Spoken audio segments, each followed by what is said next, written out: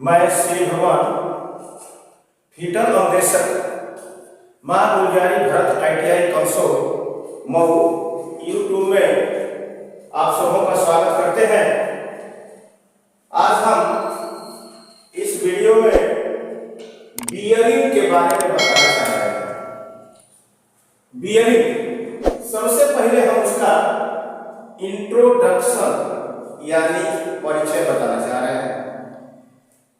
किसी लंबे शाफ्ट को दोनों तरफ से घूमते हुए शाफ्ट को एक सॉलिड आधार देने के लिए ये बेयरिंग प्रयोग किया जाता है, या अधिकतर दूसरे शब्दों में कहा जाए तो जो भी मशीन बनी है, मशीनों को दो आधार से शाफ्ट को जोड़ करके और उसके अंदर बेयरिंग फिट करके और उस शाफ्ट को बिल्कुल फ्री और सॉलिड आधार यानी फिक्स आधार, जिसे हिलने डुलना नहीं चाहिए, लगाने के लिए बेयरिंग का प्रयोग किया जाता है। अब बेयरिंग अधिकतर बड़े बड़े होते हैं, मशीनों में छोटे छोटे भी शाफ्ट लगे होते हैं। उन शाफ्टों में बेयरिंग लगाने का उद्देश्य या विशेषता क्या होती है उस बेयरिंग का, वो हम आपको बताना चाह रहे हैं। तो देखेंगे मेन फीचर्स ऑफ बेयरिंग, यानी बेयरिंग जो हम मुख्यतः प्रयोग करते हैं उसकी कुछ विशेषताएं होनी चाहिए। पहली विशेषता यह है कि कार्य गति को अवरुद्ध करने वाला नहीं होना चाहिए। जब हम किसी मशीन में बेयरिंग को फिट किए हुए हैं तो जब हम मशीन को चलाते हैं तो उसमें कोई अवरोध उत्पन्न करने वाला बेयरिंग नहीं चाहिए। ये नहीं कि बीच में टाइट हो जाए, खड़ा हो जाए और हमारी मशीन रुक जाए, ऐसा बेयरिंग नहीं होना चाहिए। दूसरा है घर्षण कम करने वाला होना चाहिए। जब बेयरिंग चलता है तो बेयरिंग इस टाइप का होना चाहिए कि जो पीस में सट के चलता है, यानी शाफ्ट और बेयरिंग के बीच में जो चलता है उसमें घर्षण यानी रगड़ कम करने वाला होना चाहिए। शाफ्ट को सुचारू रूप से आधार प्रदान करने वाला होना चाहिए। तीसरा नंबर है, जब हम शाफ्ट पर बेयरिंग फिट करते हैं तो वो बेयरिंग उस शाफ्ट को एक्सिस के पैरेलल और सुदृढ़ आधार दे करके लगा होना चाहिए, जिससे कि जो उसका सॉलिड आधार है वो अगर फिक्स रहेगा तो हमारी मशीन हिलेगी नहीं। इसलिए बेयरिंग का शाफ्ट को सुचारू रूप से सुदृढ़ आधार प्रदान करने के लिए होना चाहिए। और यहां पर चौथा नंबर है, अधिक गति पर पार्ट को स्मूथ घूमने वाला होना चाहिए। अगर हम बहुत से शाफ्ट धीमी गति पर चलाना है, हमको बहुत से शाफ्टों को बहुत स्पीड में चलाना है, तो वहां पर जब हम बेयरिंग प्रयोग करते हैं तो उन बेयरिंगों की खासियत होनी चाहिए कि अगर अधिक गति पर पार्ट घूम रहा है तो बेयरिंग भी अधिक गति पर घूमेगा। तो जब बेयरिंग घूमेगा तो स्मूथ चलना चाहिए, एकदम फ्री चलना चाहिए, उसमें कोई रुकावट न होने पाए। पांचवा नंबर आएंगे, झटके अत्याधिक सहन करने वाला होना चाहिए। जब हम बेयरिंग लगाते हैं तो उस बेयरिंग में सबसे पहले मशीन में धड़कन होती है, वाइब्रेशन होता है, या झटके भी लग सकते हैं। कभी कार्य कर रहे हैं, कोई टूल अचानक टूट गया, पीस खराब हो गया तो उसमें धड़कन आ जाती है। उस चीज को बेयरिंग जो है सहन करने वाला होना चाहिए। ये नहीं कि बेयरिंग झटका मशीन में लग गया और बेयरिंग का बैलेंस ही इधर से उधर हो जाता है, अनबैलेंस हो जाता है, तो मशीन का पूरा सिचुएशन ही खराब हो जाता है। इसलिए उस बेयरिंग का झटका सहन करने वाला होना चाहिए।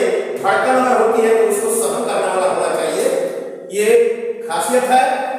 और छठा नंबर देंगे, अधिक गति पर घूमते हुए कम शक्ति व्यय करने वाला चाहिए। अगर जितना ही अधिक स्पीड पर हम चलाते हैं इसलिए अधिक खर्चा होता है। लेकिन ये बैरिंग ऐसा होना चाहिए कि अधिक गति पर चले, लेकिन उसमें खर्चा बिल्कुल कम, शक्ति हमें लगाना पड़े। ये बैरिंग की मुख्य विशेषताएं होनी चाहिए। एक अच्छे बैरिंग में ये यहां से 6 खासियत होनी चाहिए। अब देखते हैं कि जब बैरिंग हम बनाते हैं तो बैरिंग का मटेरियल कैसा होता है, किस मटेरियल का कैसा बैरिंग बनता है। तो आएंगे बैरिंग मेटल, बैरिंग धातु। बैरिंग बनाने के लिए निम्नलिखित धातुओं के बैरिंग बनाए जाते हैं, जो मुख्यतः हम कुछ बातों के लिए देखेंगे। पहला है कम गति व अधिक भार के लिए।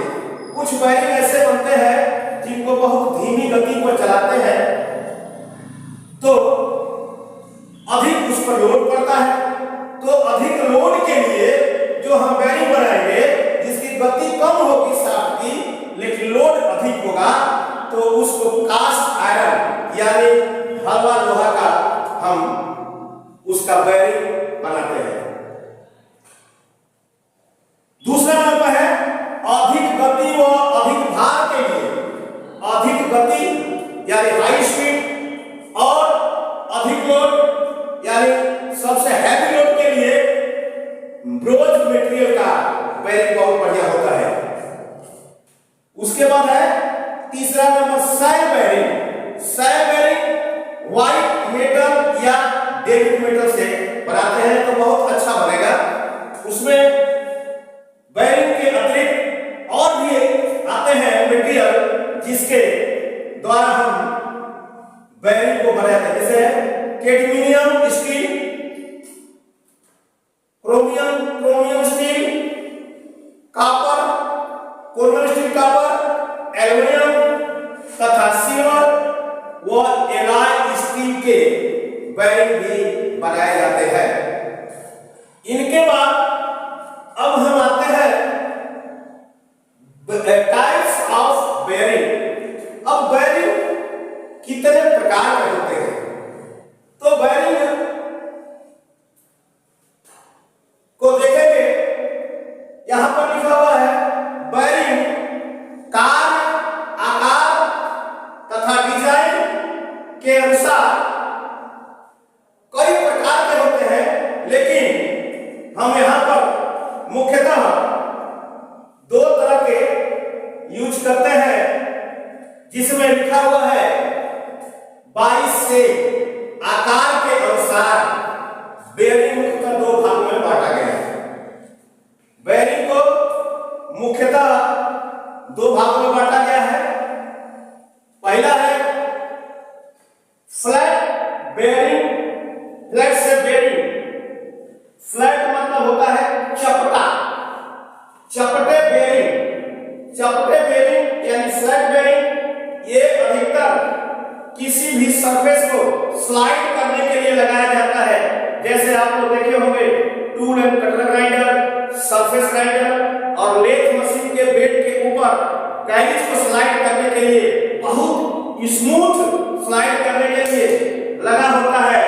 वहां पर ये चपटे बैरिंग प्रयोग किए जाते हैं। बहुत से जगह में कंप्यूटर शॉप में कंप्यूटर के डेस्क को बाहर निकालने के लिए वहां पर जो कीबोर्ड लगा होता है उसको स्लाइड करके निकालते हैं, उसमें भी ये चपटे बैरिंग लगे होते हैं। दूसरा होता है राउंड बैरिंग यानी गोलाकार बैरिंग। जो गोलाकार बैरिंग अधिकतर इंडस्ट्रियल एरिया में हर एक मशीनों में हर एक छोटे से बड़े बड़े डिजाइन करके मशीन जो बनाते हैं उनमें लगे रहते हैं। ये जो गोल बैरिंग है ये उसमें हम देखेंगे कि अकॉर्डिंग टू लोड यानी भार के अनुसार। अब ये जो बैरिंग है राउंड बैरिंग, गोलाकार बैरिंग है, उसको भार के अनुसार कितना सहन कर सकता है उसके अनुसार ये जो बैरिंग है ये सॉलिड बैरिंग और बार बैरिंग, रोलर बैरिंग, ये 3 तरह के लोग आते हैं इसमें। और इस कैटेगरी में सबसे पहले हम देखेंगे यहां पर जनरल बैरिंग।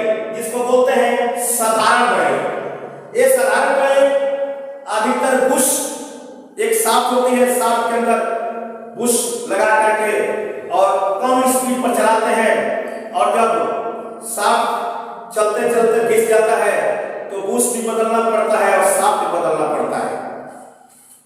दूसरा नंबर है थ्रस्ट बेयरिंग। ये थ्रस्ट बेयरिंग जो है ये ऊपर से ये वर्टिकल शेप में यूज किया जाता है, लेकिन ये जो जनरल बेयरिंग है एक्सिस के पैरेलल यानी समानांतर में प्रयोग कर सकते हैं। इसका पूरा भार एक्सिस के अंदर शाफ्ट के ऊपर बुश बेयरिंग पर पड़ता है, और थ्रस्ट बेयरिंग जो वर्टिकल शाफ्ट में प्रयोग किया जाता है उसमें जो ये बुश है वो बुश घिसने के बाद उसके फेस पर कॉलर बनी होती है, उस फेस के कॉलर पर ये फेस वाला जो बेयरिंग होता है थ्रस्ट बेयरिंग वो लगाते हैं, जिससे वर्टिकली शाफ्ट बिल्कुल इजीली घूमता है।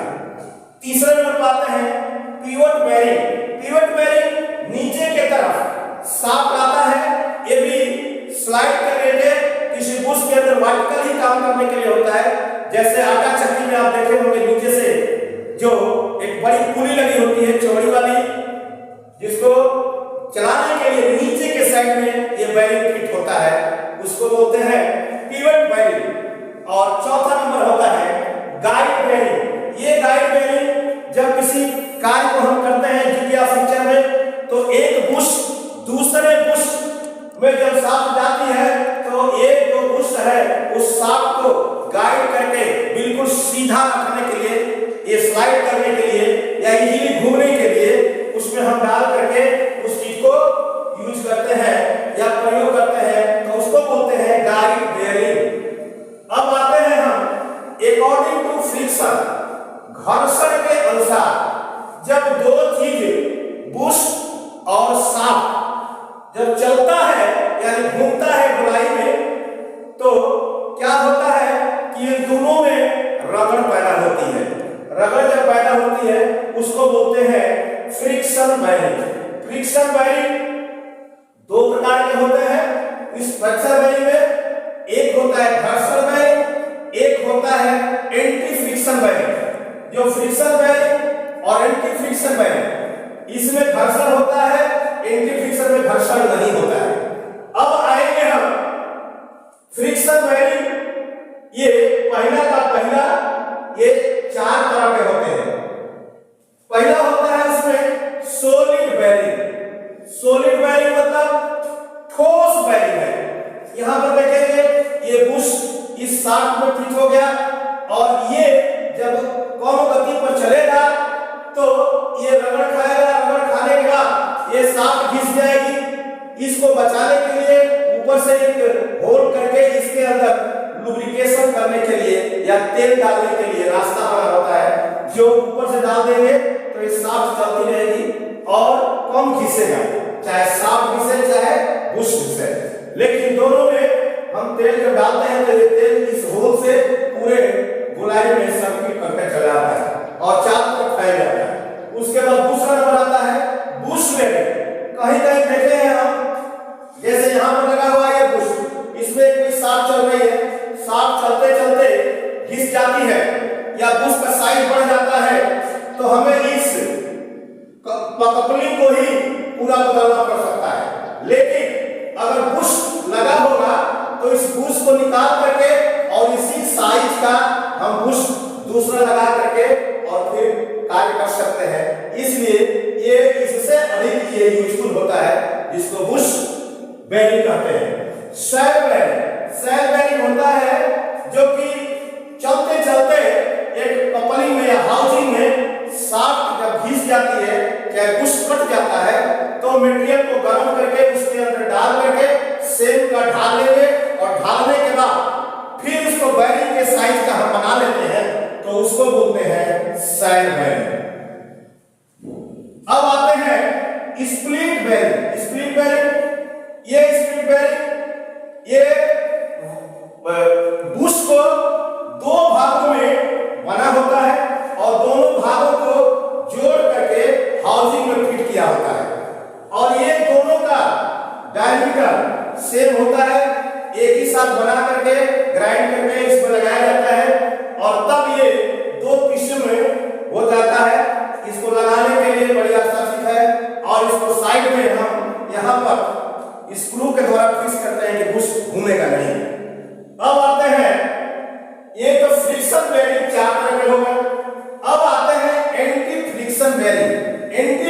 बेरिंग का मतलब होता है उसमें घर्षण नहीं होता है।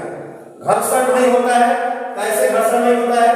देखें, इसमें बाल बेरिंग, सबसे पहले एंटीफ्रिक्शन बेरिंग में बाल बेरिंग आता है जिसमें गोल छड़े लगे होते हैं। इसमें इनर केस, आउटर केस, ये जाली होती है। इस जाली के अंदर ये गोल लगे हुए हैं जिसको स्फीयर बोलते हैं या छड़े बोलते हैं। ये गोल होते हैं। ये जो चलते हैं तो इसमें जो इनर केस है ये शाफ्ट पर घूमता है और ये छड़े जो चलते हैं तो इनका जो शाफ्ट का लोड है इन छड़ों के बीच वाले पर पड़ता है। इसलिए इसमें घर्षण यानी पकड़ बहुत कम होती है, इसलिए इसमें घर्षण नहीं होता है। ये जो बाल बेरिंग है ये दो प्रकार के होते हैं। आप देखे होंगे किसी किसी में लिखा है सिंगल रो, ये सिंगल रो यानी एक पत्ती वाला। बहुत से बेरिंग है, अधिकतर बेरिंग है जिसमें केवल एक ही लाइन में छड़े लगे होते हैं। ये सबसे अधिक प्रयोग किया जाता है। अब एक और देखेंगे, इसमें सेम चीज वही होता है, इनर रेस, आउटर रेस, जाली, क्लिप, ये रोलर सब सिंगल होते हैं। जैसे हम यहाँ पर सिंगल दिखा रहे हैं, लेकिन इससे हैवी लोड के लिए एक और होता है जिसको बोलते हैं डबल रो, यानी दो लाइन वाला पत्तियों वाला ये बेरिंग होगा। तो यहाँ पर एक बेरिंग की छड़ा इधर लगा हुआ है, इधर लगा हुआ, इसके बीच में जाली होगी, इधर से जाली होगी, इधर जाली होगी, और बाहर से इसमें कचरा जाने से बचने के लिए ग्रीस या तेल भर करके उसको सील कर दिया जाता है। इसमें कोई जरूरत नहीं पड़ती है फिर दोबारा जाने के लिए। एक बार बेरिंग को फिट कर दिए तो उसमें लुब्रिकेशन होता रहता है, ऑयलिंग, ग्रीसिंग सब एक ही बार भर जाता है और ये जब तक लाइफ साइकिल चलता रहता है। खराब होने के बाद से निकाल कर दूसरा बेरिंग लगा सकते हैं। अब ये एंटीफ्रिक्शन बेरिंग में अब दूसरे नंबर पर आता है रोलर बेरिंग। ये तो बाल बेरिंग थे जिसमें कि छड़े लगे होते हैं, लेकिन अब आते हैं दूसरे नंबर पर जिसके रोलर लगे होते हैं। तो ये रोलर बेरिंग भी चार प्रकार के होते हैं, जिसमें सिलिंड्रिकल रोलर यानी गोलाकार रोलर की कुछ लंबाई होती है, जितना बेरिंग चौड़ा होता है। यहां पर हम दिखा रहे हैं, ये वाला, ये बाल बेरिंग, ये रोलर बेरिंग। रोलर बेरिंग में ये जो गोल गोल लगे हुए हैं ये सिलिंड्रिकल बाल लगे हुए हैं और इस रोलर को एक जाली के अंदर इनर रेस, आउटर रेस और इनके बीच में ये गैप है फ्री घूमने के लिए। और ये भी ऐसे ही बने होते हैं जैसे कि ये पत्तियां बनी होती है, ऐसे ही इसमें पत्तियां बनी होती है, एक दूसरे के पिच के बराबर होता है और इजीली घूमने के लिए होता है। ये अधिक काम यानी हैवी लोड के लिए प्रयोग करता है। उसके बाद आता है बैरल रोलर बेरिंग।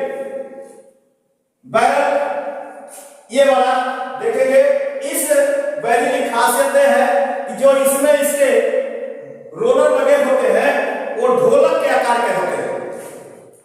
ये ढोलक के आकार के से होते हैं कि जिसका अलाइनमेंट, अगर इसका अलाइनमेंट शाफ्ट का टेढ़ा मेढ़ा भी रहता है तो किसी भी स्पीड में जब ये चलता है तो अपना ये टेढ़ा मेढ़ा शाफ्ट को भी अपने एक्सिस में लेकर के सीधा चलने लगता है।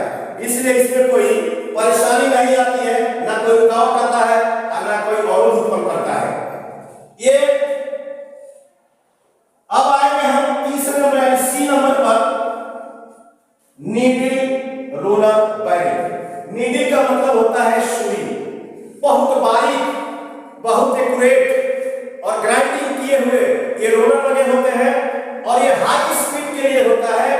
अधिकतर ये प्रयोग किए जाते हैं जहां पर स्मूथली, बिल्कुल इजीली स्लाइड करना है, वहां पर ये बेरिंग लगाए जाते हैं। और ये पतले पतले रोलर बने होते हैं और एक इनर रेस, आउटर रेस और एक जाली के अंदर बराबर पिच में लगाए जाते हैं। ये जो है ये रोलर है नीडल वाले। अब लास्ट आएंगे ये एंटी फ्रिक्शन बेरिंग में ही आता है रोलर बेरिंग में टेपर रोलर बेरिंग।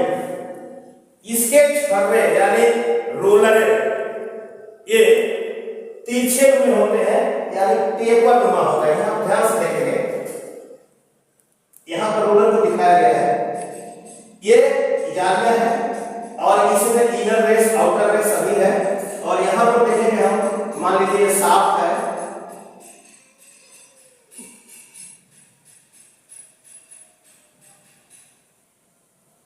ये शाफ्ट है और इस शाफ्ट में ये बेरिंग पड़ा हुआ है और ये बेरिंग में ये जो रोलर है ये टेपर में होता है। एक साइड बड़ा साइड होता है, एक साइड छोटा साइड होता है। ये अधिकतर ये ट्रक ट्रैक्टर के पहियों में यूज किया जाता है कि जिस पर एक तरफ से लोड ज्यादा पड़ता है तो इधर से ज्यादा पड़ता है तो इधर वाला बेरिंग को लेफ्ट हैंड इधर से घुमा करना है तो इधर से, ये दोनों टेपर बेरिंग होते हैं और इसका रेस भी टेपर होता है। रेस भी टेपर होगा, इनर और आउटर दोनों टेपर होंगे और दोनों बेरिंग एक साथ निकाल करके फिर आउटर रेस में डाल देंगे इनर रेस तो एक साथ फिट हो जाता है। और इन सभी बेरिंगों में ये जो बाल बेरिंग है ये एंटी फ्रिक्शन बेरिंग, इसमें ये अधिकतर दो तरह के होते हैं। उसी तरह ठीक ये दो तरह के नहीं होते हैं, एक ही तरह का होता है। इसमें केवल ये बाल बेरिंग ही दो पत्ती वाले होते हैं और बाकी सब सिंगल होते हैं पत्ती वाले। आज हम ये बेरिंग चैप्टर में हम इतना ही देखेंगे कि आज बेरिंग कितने प्रकार के होते हैं और इसके आगे वीडियो में अगले बार में हम कुछ अलग चीज बताना चाहेंगे।